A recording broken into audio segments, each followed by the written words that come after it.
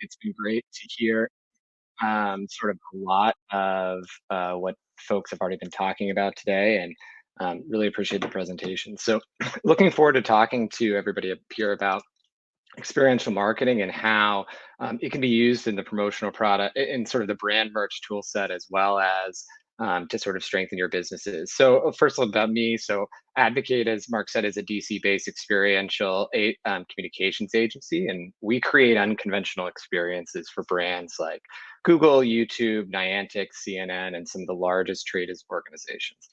But one of the things that I think differentiates and is part of the way of thinking about experiential is we don't help our clients sell. We believe we help. We believe we don't help our clients sell. We help them earn. And earning trust and loyalty for consumers is what we think matters most right now. And so, I'm going to dive into this a little bit more on why that's so important. But just, I think that's one thing that we've sort of seen as the world has evolved. So enough about that. Let's talk about experiential marketing. So, it's actually really hard to find a good definition of experiential and experiential marketing. So one of the ones I think that is more, if you had to go in the Merriam-Webster dictionary, I kind of like this one. It's the opportunity to meet people where they are with engaging, immersive experiences that build relationships and lasting memories. Or I think you'll see this later on too, experiential is the unconventional and unexpected. So I want to dive first into a few examples. And some of these examples too, I think tie into merch, and they're actually sort of interesting applications of how that and sort of hopefully get your mind started. And then later on, we have some trends that we're seeing and potential things because I want this to be helpful as well. So this is a really interesting campaign. Came out this year, I believe, by an agency out of Pittsburgh called Deep Local with Reese's Puffs. And essentially, they designed a playable cereal box. So you could go into the store, pick up a cereal box, then scan that with your phone. And there was a custom AR experience that allowed you to play on the cereal box different tunes and whatnot. They also made a couple limited edition ones that you can kind of see here that had some additional sort of focus. And so there's a huge content creating purpose of this, but it really, I think, is interesting because of the application of a simple object, just like a cereal box, and how that can sort of be used as a medium to move forward. So this is one of my personal favorite experiential campaigns all of time, and so I'm going to go ahead and start this video.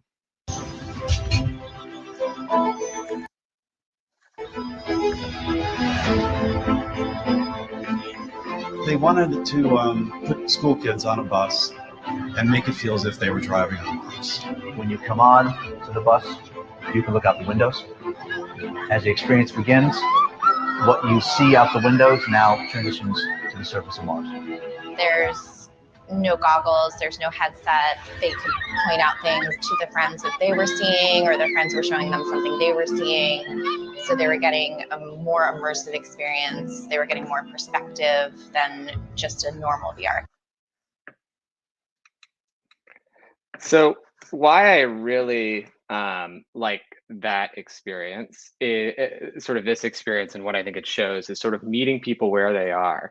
Lockheed Martin thought about this opportunity to sort of, they wanted to show students what the future of space looked like. And, this is a really good campaign, I think, that used, something like the school bus they're used to, going on every day and often, and sort of building off that to create something unexpected and memorable.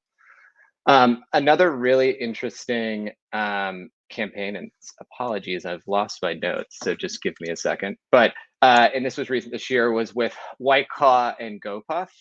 Twitch was also actively involved here as a sponsor, and essentially they created a vending machine and virtually streamed sort of, I think it was for about 12 hours that day,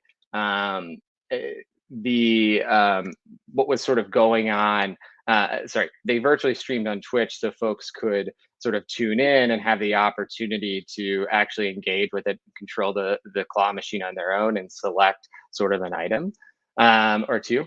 And then they were, major items like PlayStation 5s, AirPods, stuff like that. And GoPuff, which is a delivery service, delivered those to folks in 20 minutes. And they did the whole thing over live stream, and they sort of created this really interesting, I think, digital physical activation. And then this is one of another campaign. Sorry, I'm having some technical difficulties, but this is actually something that our team is fortunate enough to work on every year. But is it, an experiential take, I think, on gifting and merch. So every year we're fortunate enough to work with YouTube to thank their creators, the top creators in the world, for sort of what they've done this year. And this is the campaign we did this year where we created custom NFTs for YouTube creators. I'll sort of play this video real quick that I think sums up the project Every really year well. we get a Christmas present from YouTube. This is it for 2021. What is this? Oh my gosh, it's digital art. Is this an NFT? I just found the paperwork, and yes, I can claim the NFT that is associated with this work, and then I will own it on the blockchain. But then I also have this really cool physical real world version that's here at the house. YouTube, Merry Christmas. Thank you very much for this cool gift.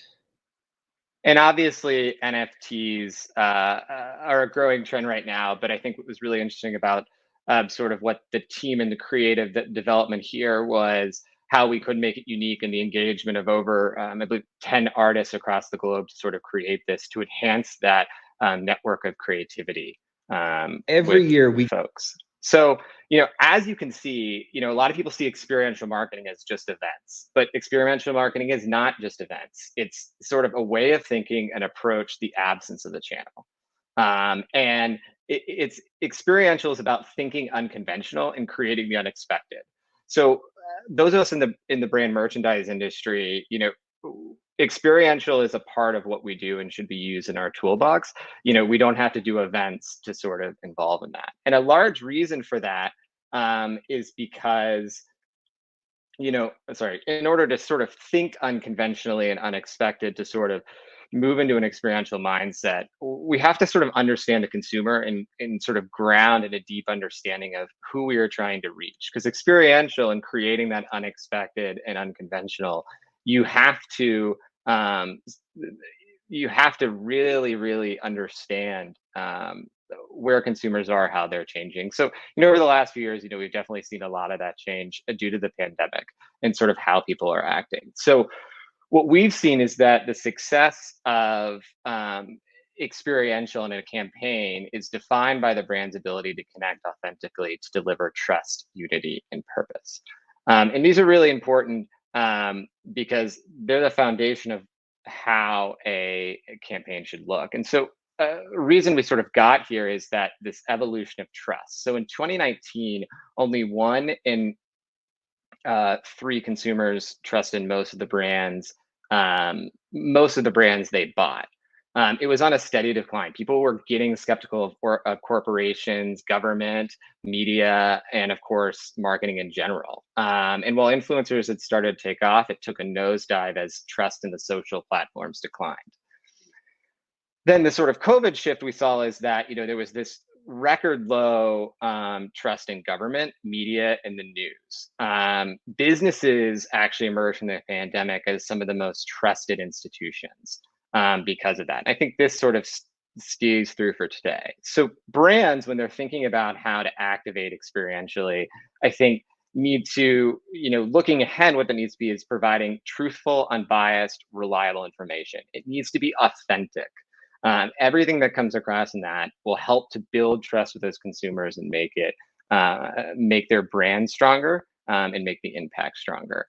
Anheuser-Busch, it really pushed during as an example of this, their Super Bowl ad 2 years ago, in 2020, that let's grab a beer, which reinforces the company's focus on meaningful impact beyond the products they sell. And apologies, I'm between 2 screens because of the technical, but then we've sort of seen the evolution of purpose, and brand loyalty people were already, I think, before the pandemic, starting to prioritize purpose-driven businesses over simply, others. It was this sort of cause marketing revolution. And I think what the coronavirus sort of did in COVID shift is force them to even dive deeper into that. And people wanted brands to stand for more things in the daily life, and rejected brands that were performative.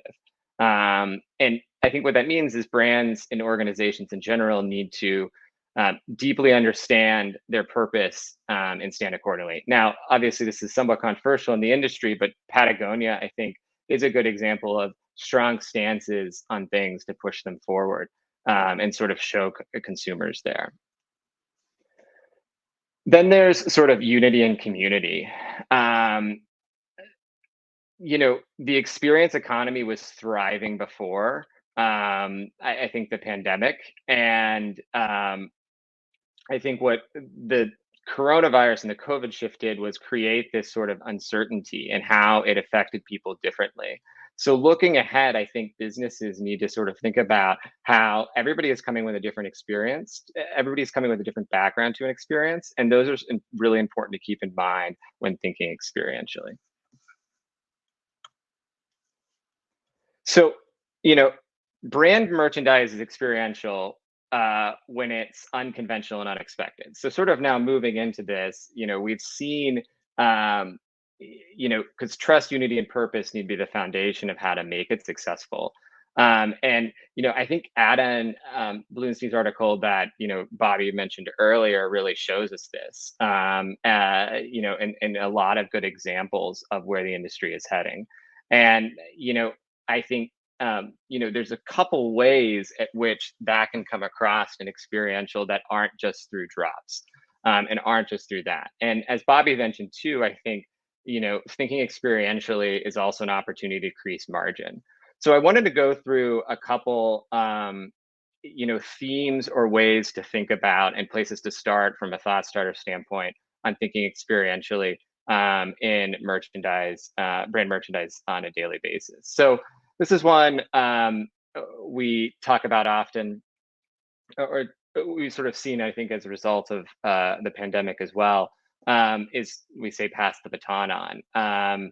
So, create merchandise that allows the audience and the person to send to a stranger or to somebody else in need, to sort of find a way to make this more about the community and passing forward than simply just about receiving the product themselves. Another one we've seen is creating a bespoke line of items that represent a pay it forward to keep that going so that the item keeps going. This builds sort of that authenticity and helps sort of create that unity and community. This is an example of one Art & Co did earlier this year. Another is, gamification has always been, especially in experiential traditionally with sort of on the event marketing side, a huge part of that. And humans are hardwired to enjoy games, and as a result, they engage more deeply with gamified activities. And I think merchandise can be leveraged in that component to increase engagement. Here's a couple, sort of thought starters or mystery boxes. Motivate your audience to donate through the. Some of this stuff is related to donation as well. A package with unknown items that are revealed upon opening. This sort of strengthened through value tiers. Then provide your audience with the ability to earn points through their actions to receive various levels of merchandise. Somewhere this sort of came out of, I think, is this rise of Omaze. If you haven't seen it, it's a really interesting global sweepstakes platform that pairs these unique experiences and prizes with intent on creating packages to sort of give to causes. Really sort of, I think, next level of what a raffle and sweepstakes looks like. Exclusivity is something that we've seen a rise on in the last few years, and how obviously with the merch drops and whatnot are becoming really important there, and what that rise is. Making something exclusive, rare, once in a lifetime is really driving people and driving up this interest in merchandise. So a couple sort of ways to think about that are, maybe creating merchandise items or a network for your clients that is a membership structure or an elite group or a preview group, where you provide them with special items exclusively. Another, as we've talked about, digital alternatives, NFTs, that sort of rise is becoming, I think, a really interesting way that people are engaging with brand merchandise and that consumers are adapting to it. Personalization is another sort of avenue, and I think the industry has, obviously, with on-demand printing and different ways, making this a lot easier. But there's some other ways that this can work. Personalization can be through subscription boxes that are based on certain people's interests and how those move forward. Integrating online tools, these could be landing pages that are simple and just allow people to customize one part of what they're receiving, or they could be more complex and allowing them to do sort of the entire thing. This is something that we've really seen work well on our front, is sort of these product co-creations, of sort of creating these collaborations that add authenticity to both the brand but the product itself. These don't have to be major celebrities either, and we have that in there, and sometimes they are. But for local clients and brands too, there's local influencers and local organizations and local connections that can be helped to help strengthen that. Another is sort of personalizing the message. There's handwritten notes are still, strong marketing and client engagement and retention tools. And so, including that in merchandise, especially when it's some sort of direct fulfillment purchase, is, I think, really interesting. There's also a lot of technology now to handwrite this stuff at scale to really make it and leverage it more, to receive unique messages. So, and apologies, my presentation is getting flopped around. So apologies if it jumped a little bit. I think the slides got reorganized, but, I think some closing thoughts to think about here is, when thinking experientially, it's important to, meet people where they are. I can't emphasize this enough. When thinking about these tactics, it's really clear. Think of all the channels, online, offline. Is it through voice? Is it through text? Is it through video? Is it through out of home? Is it in a bus? Where are they doing that, and where is that in their daily journey?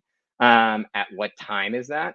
And sort of break that down to where you could have the opportunity to create an unexpected, powerful moment with merchandise. Especially, I think this is important. What we've seen in it, as I mentioned at Advocate, we have a fulfillment. Merchandise is just big with us, and even before the pandemic, we were doing a lot of sort of fulfillment and kitting. But obviously, after the pandemic sort of has made that grow a lot. We do a lot of that work with other agencies, distributors, and brands to make that happen. And why we really like that is it does provide this opportunity to meet somebody where they are directly on their doorstep, but also to sort of create these these organic, authentic moments that come from it. And I think merch is really well purposed to sort of meet people where they are, in unique and interesting ways. And I spent a lot of time here talking about unity, purpose, and trust, and how those are the foundation of successful experiential campaigns. And I think that's always why focusing on the why is important. Make merch more than just merch. Make it have a purpose behind it. Don't let your clients just use merch to sell what they are doing. Look at it as a tool to earn something from their client, to earn that trust, to earn that loyalty, to earn reputation. When you sort of shift that focus and use that as the foundation, I think it strengthens the opportunity. And the last is be unexpected and unconventional. You've seen that a couple times in this presentation, but that's really, I think, the level of thinking to take it to the next level. Really remove the boundaries to your thinking when you're creatively coming up with these ideas for clients. Merch has evolved. I think Bobby's presentation at the beginning really showed that. And there's a lot of opportunity to grow outside of that. Moving forward too, this is an opportunity to increase your business, but you have to think outside the product. And, I think it also increases margins, bottom lines. It's no longer just selling the product, it's selling something much more than that. So sort of, I think with that, I know I talked to Bobby about this, but happy to take some questions about sort of experiential marketing, where we're at and how we can move forward. Ben, thank you. A lot of folks may not know this, but back in 2019, Adweek declared Advocate the fastest growing U.S. Agency in the U.S., the fastest growing agency in the world. And in 3 short years, you achieved numerous accolades: finalists in Ernst & Young's Entrepreneur of the Year, Chief Marketers list of best engagement and activation agencies, Event Marketers Best Places to Work. So you went through this transition with the COVID and crisis as an experiential marketing firm, and you came out of that and you really started focusing on kitting and merchandise as a focal point of that experience. What does 2022 look like for you and your team in terms of focus? That's a really good question. And Bobby, I know we spent a lot of time talking about it. And the evolution over the past 3 years, especially due to the pandemic, on the kitting and fulfillment front has sort of lent us, and you sort of saw that a little bit in this project we've been doing with the digital front on NFTs and that sort of progress. I know Harper and Scott, as you mentioned earlier, just launched last week sort of a metaverse direction. And, as we think to 2022, we're looking at the rise both. I think we're finally, unfortunately, this event and the beginning of this year is not, hasn't been as favorable, but we see this sort of like rise in a mix between a digital and physical experience. And where we're going to be focusing on that is like, how do we leverage both those to sort of connect together, but also connect separately? And what new Web3 and sort of this new frontier of where we're going technologically, and how we can use that to enhance sort of our experiential activations and campaigns. But I really think it's only, before the pandemic, I think our digital physical connection was already a strong part of the direction, the focus, and even more so, I think, going forward. Ben, thank you, my friend. I've had the privilege of actually being in your office doing an interview. You can find that out on the SKUcast, and I hope we can do that again, Ben, because I have so many more questions for you, and I'm sure lots of folks at the audience do too. But thank you for joining us, my friend, and we wish you and the team the best. Give them our best regards. Thanks, Bobby. Really appreciate the opportunity and hope everybody has a great day.